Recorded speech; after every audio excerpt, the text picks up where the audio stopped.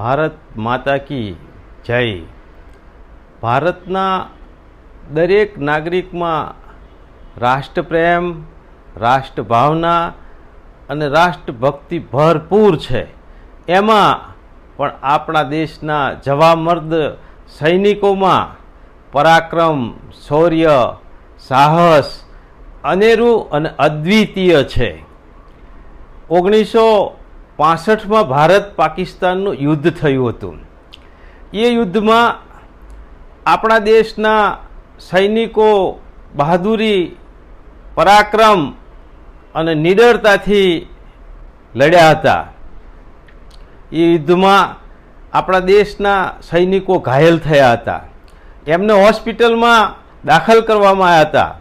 તત્કાલીન વડાપ્રધાન માનનીય શ્રી લાલ બહાદુર શાસ્ત્રીજી આ ઘાયલ સૈનિકોની ખબર અંતર પૂછવા હોસ્પિટલમાં જાય છે।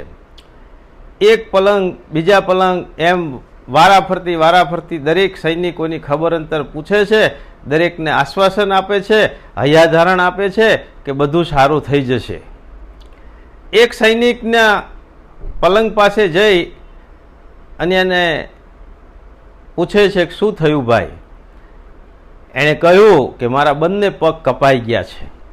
શાસ્ત્રીજીએ એને આશ્વાસન આપ્યું કે કંઈ વાંધો નહીં, બધું સારું થઈ જશે। શાસ્ત્રીજી એ સૈનિકથી થોડાક આગળ ગયા એટલે સૈનિકની આંખમાં આંસુ આવી ગયા।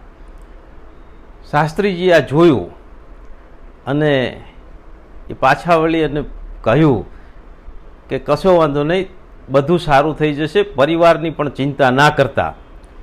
એ વખતે